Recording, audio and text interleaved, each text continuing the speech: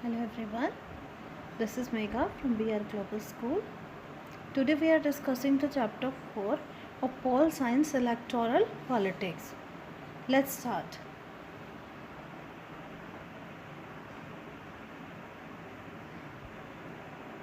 ये चैप्टर हमारा स्टार्ट होता है टॉपिक वाई इलेक्शंस। अब यहाँ पर एक न्यूज़पेपर की रिपोर्ट दी हुई है असेंबली इलेक्शन है Haryana. The time is after midnight. Time क्या था? आफ्टर मिडनाइट का। Unexpected crowd sitting for the past 5 hours in a chowk of the town is waiting for its leader. यहाँ पर लोग क्या था, पिछले 5 घंटे से बैठे हैं और किसका इंतज़ार कर रहे हैं? अपने लीडर का।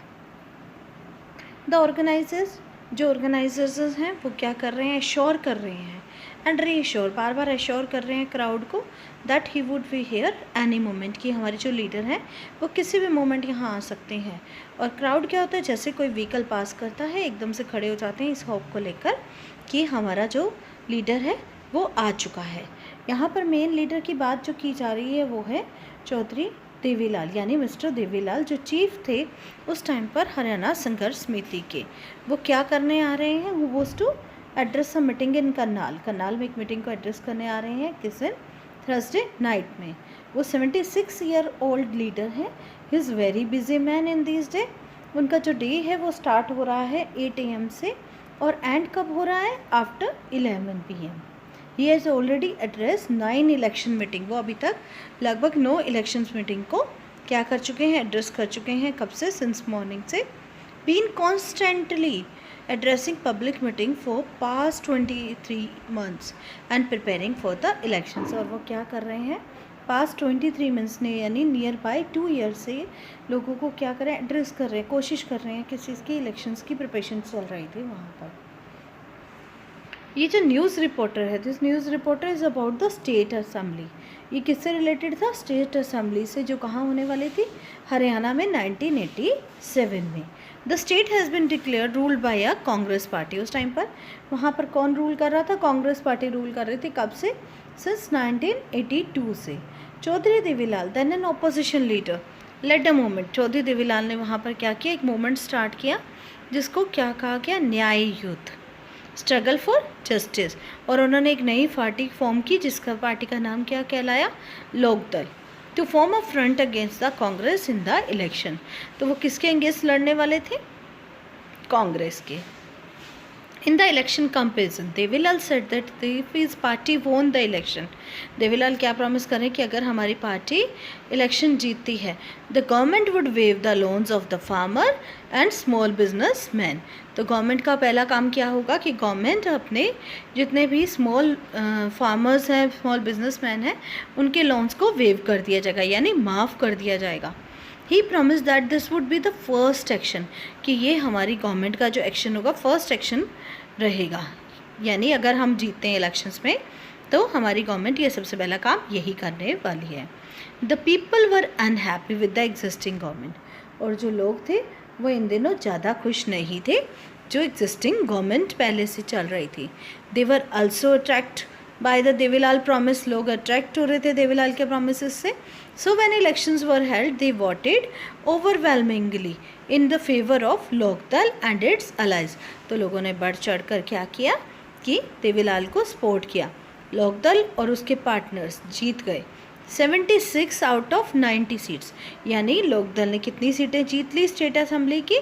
76 आउट ऑफ 90 में से, यानी कि हमें तो जीतने के लिए मोर देन 50% चाहिए था। तो यहाँ पर जितनी मेजोरिटी चाहिए थी वो सारी क्लियर हो गई थी।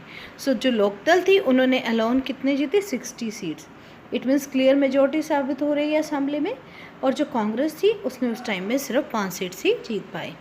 Once the election results were announce the sitting chief minister resign. जैसे ही इलेक्शंस के रिजल्ट आते हैं तो जो सिटिंग चीफ मिनिस्टर होता है उसे रिज़ाइन करना पड़ता है। और जो न्यूली इलेक्टेड मेंबर्स होते हैं लेजिस्लेटिव असेंबली के, यानी MLAs ऑफ लोकदल्स, उन्होंने किसको चूज़ किया? देवीलाल को as their leader. The governor invited Devilal to be the new chief minister. तो अगले 3 दिनों में जैसे वो जीते तो गवर्नर ने इन्वाइट किया देवीलाल को, किसके लिए? कि वो एज अ चीफ मिनिस्टर की शपथ लेंगे। As soon he became the chief minister, his government issued a government order.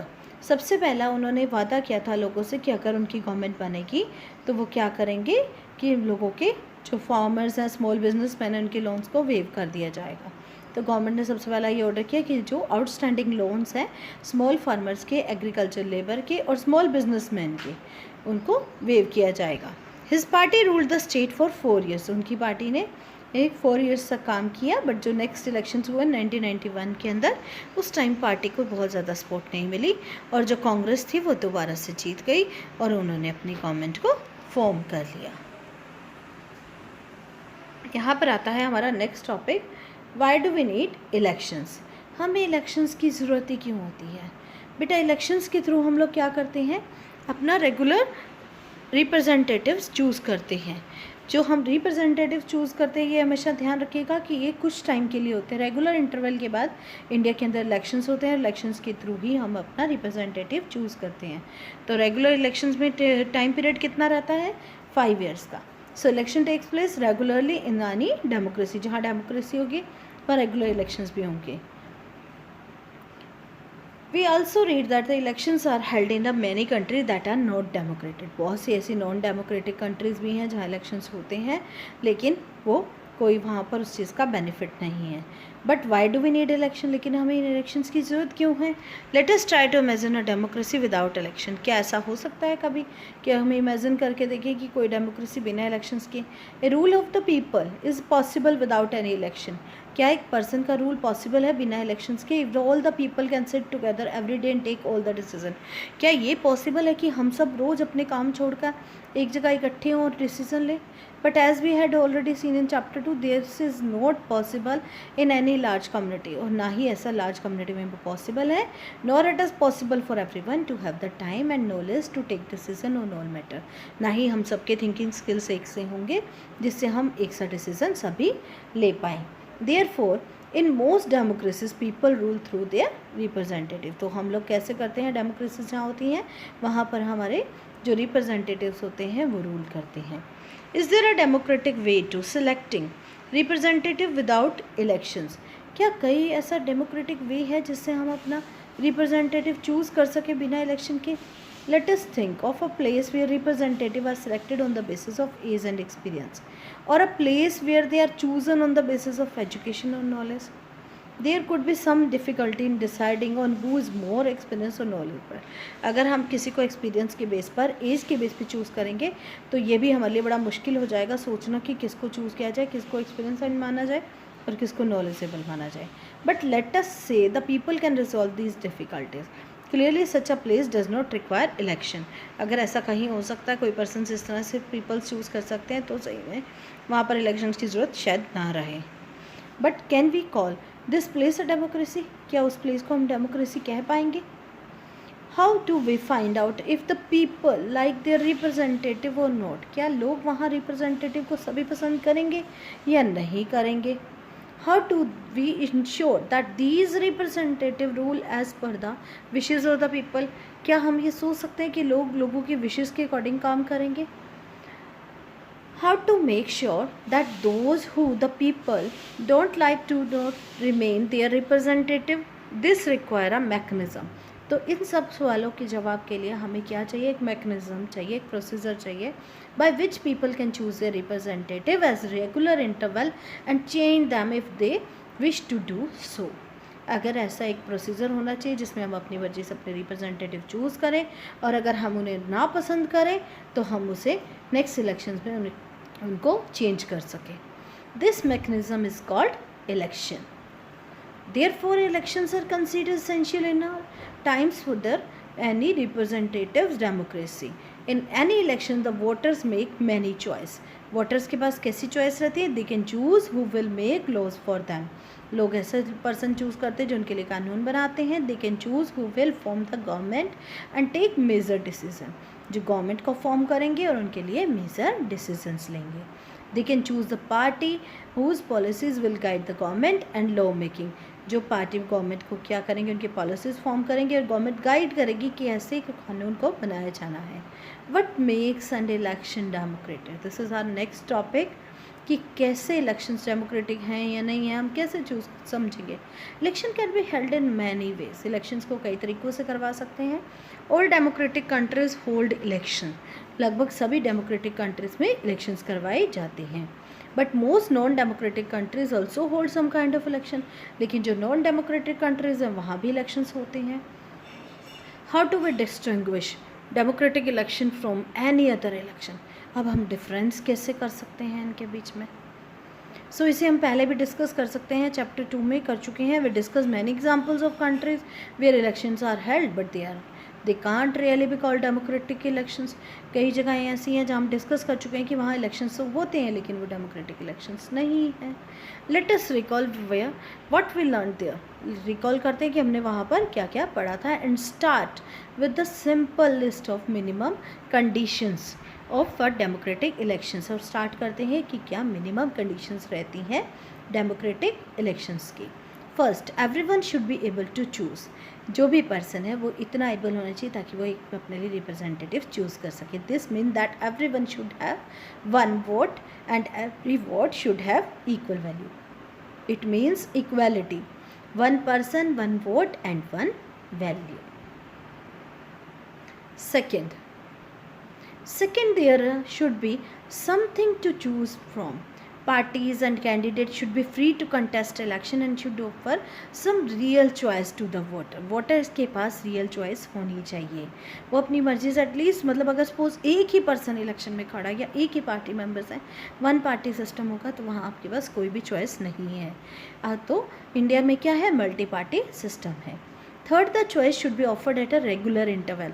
India में क्या होता है, हर 5 साल में इलेक्शंस होते हैं। Election must be held regularly after every few years. Fourth, the candidate preferred by the people should get elected. अब उन्हीं इलेक्शन में उन रिप्रेजेंटेटिव को ही प्रेफर करना चाहिए जो इलेक्शंस लड़कर आए हैं। Fifth, election should be conducted in a free and fair manner where people can choose as they really wish. Elections ऐसे होने चाहिए जहाँ पर हम अपना फ्री मैनर्स में चूज़ करें जिसको पीपल चाहते हैं उनको। These might look like very simple and easy condition, देखने में ये बहुत ईजी लगती हैं, but there are many countries where these are not fulfilled। बहुत सी ऐसी कंट्रीज़ हैं जहाँ इनको भी fulfill नहीं किया जाता। In this chapter we will apply these conditions to the election held in our country to see if we can call these democratic election। इस चैप्टर में हम देखेंगे कि क्या हमारा देश इन सारी चीज़ों को पूरा कर रहा है, इन कंडीशंस को कंप्लीट कर रहा है, तभी हम कह सकते हैं कि यहाँ पर डेमोक्रेटिक इलेक्शंस होते हैं। Come to the next topic, is it good to have political competition. क्या पॉलिटिकल कंपटीशन होना अच्छी बात है? Elections are thus all about political competitions. हम ये इलेक्शंस में डिस्कस कर रहे हैं कि कॉम्पिटिशन्स है। This competition takes various form. The most obvious form in the competition among political parties. ये कॉम्पिटिशन किन के बीच में लगा रहता है? पॉलिटिकल पार्टीज़ के बीच में। At the constituency level it takes the form of competition among several candidates. तो ये आगे इलेक्शंस की कॉम्पिटिशन किन में चलता है? बहुत से कैंडिडेट्स में। If there is no competition election will become pointless. अगर ऐसा कॉम्पिटिशन नहीं होगा तो इलेक्शंस क्या हो जाएगा? पॉइंटलेस, मतलब बिल्कुल ही उसकी कोई भी वैल्यू नहीं बचेगी। But is it good to have political competition? क्या ये अच्छी बात है? Clearly an electoral competition has many demerits. तो इसके मेरिट्स के साथ साथ इसकी डीमेरिट्स भी हैं। It creates a sense of disunity. तो ये कि लोगों में क्या करता है? एक डिसयूनिटी, एक फैक्शनलिज्म क्रिएट करता है एवरी लोकेलिटी में। You would have heard of people complaining of party politics.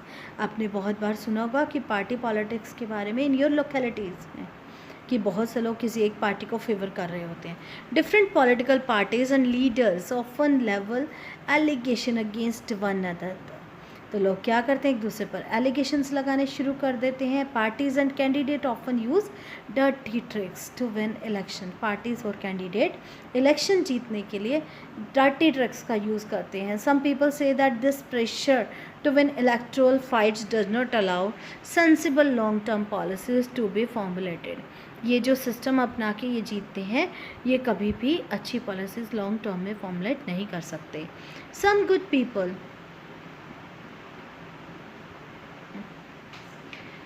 Some good people who may wish to serve the country do not enter this arena. जो लोग देश की सेवा करना चाहते हैं वो लोग कभी भी इसमें एंटर नहीं होना चाहते. They do not like the idea of being dragged into an unhealthy competition. They are thinking कि ये जो competition है ये बिल्कुल unhealthy है.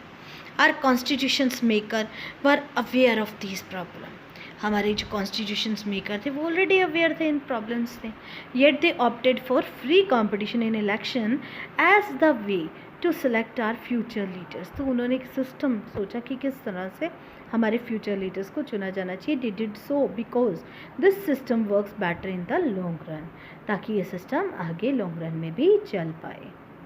In an ideal world all political leaders know what is good for the people and are motivated only by the desire to serve them. अब हमारे यहाँ के लीडर्स कैसे होने चाहिए, जिन्हें पता होना चाहिए कि पीपल्स की नीड क्या है और उनमें ये फीलिंग्स होनी चाहिए, मोटिवेट होना चाहिए लोगों की सेवा करने का. People competition is not necessary in such an ideal world, but that is not what happens in real life. लेकिन ऐसा रियल लाइफ में हो नहीं रहा है. Political leaders all over the world like all other professionals are motivated by a desire to advance their political career. They are only concentrate on their political career. They want to remain in power or get power and positions for themselves. वो खुद के लिए positions तो चाहते हैं, but they may wish to serve the people as well. हो सकता है कि उनके मन में कहीं ना कहीं feelings भी हो कि हम लोगों की सेवा भी करें. But it is risky to depend entirely on their sense of duty. Besides, even when they wish to serve the people, they may not know what is required to do so. Or their ideas may not match what the people really want. उनके जो ideas है वो कई बार ये wish लोगों की देखते ही नहीं और लोगों को क्या चाहिए वो ये समझ ही नहीं पाते. How do we deal with this real life situation? इसे कैसे डील किया जाए? One way is to try and improve the knowledge and the character of political leaders. The other and more realistic way is to set up a system where political leaders are rewarded for serving the people and punished for not doing so. एक system होना चाहिए जिसमें कि अगर वो हमारे लिए अच्छा काम करते हैं तो उन्हें रिवॉर्ड देना चाहिए, अगर वो ऐसा नहीं कर पाते पीपल्स के बारे में जो वो बोलते हैं तो उन्हें पनिशमेंट भी मिलनी चाहिए.